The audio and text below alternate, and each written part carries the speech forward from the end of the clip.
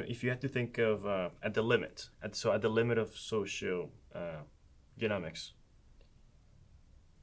what would you, again, it's a speculation because you don't know, but let's say you know everything about social genomics, you know everything about the field. How would you, what would you do differently about helping find young people and people in general their talents?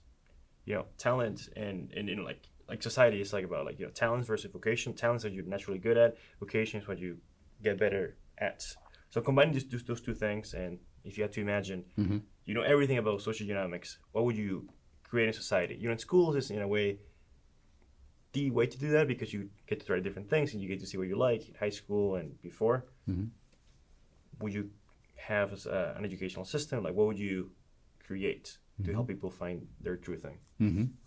Well, I think we always will have a healthy respect for the roles of the environment, familial influences, as well as inherited differences. And that's always going to be a highly complex and variable mixture. So, think about musical aptitude. So we look at the ability, differential ability. Some people can carry a tune, some people can't carry a tune. Some people are good at playing musical instruments. Some people are not as good. Those that are good. So, we let's hone in on that. What might be the roots of that? Well, there might be some inherited differences in certain kind of cognitive abilities that relate to musicality, and I'll just say we are totally at the beginnings of understanding that. But look at the environment as well. So how do you separate? So suppose you have a young child that shows an interest or an early aptitude for music. That gets reinforced. Positive reinforcement. Oh, that's great. Let's give you lessons and could you play for company when they come? And so all of those things. Who knows how all of that is acting on the brain, on the expression of genes, on the development of the brain. And I think it's always going to be. Are you familiar with the movie It's a Wonderful Life? How you can replay the tape and change one little thing and it could be an entirely different outcome. It's always going to be that way. So we will learn more about environmental influences on gene activity, and we will learn more about the functions of genes and the regulation of genes and hereditary influences. But it's always going to be an It's a Wonderful Life that if you just tweaked something, it could send things on an entirely different direction for human behavior.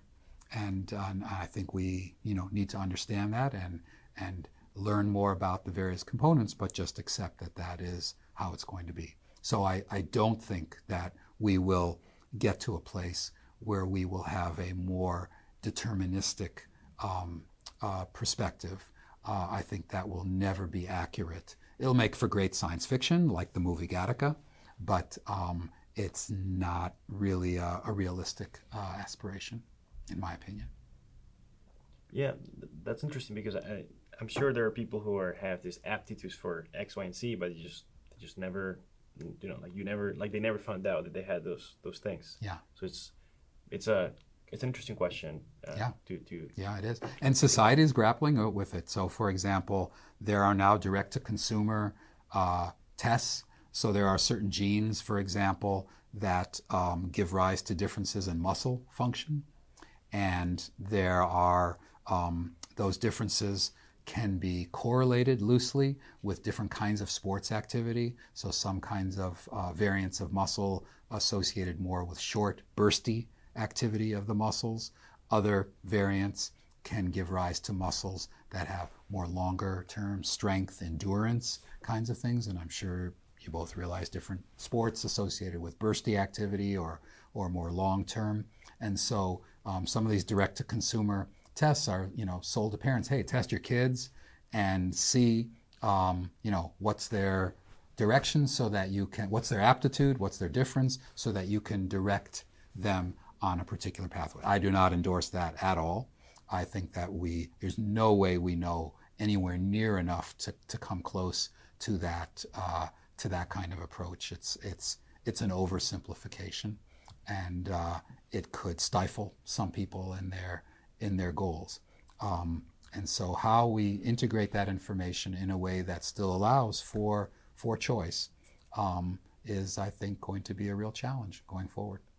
Because, even though the test could say, you should really do X, again, it's the question you've been thinking about for the last 20 years, which is about nurture versus nature. Yeah. That no matter, okay, these texts could say X, and sure, that may be true, but there's many other things that with the right environment, you could actually be good at whatever. That's whatever right. Thing. Exactly. That's right. So it's always going to be complicated. So more knowledge of the genome and the functions of genes will always be helpful. We want that information, but we never want to turn it into a deterministic kind of formula.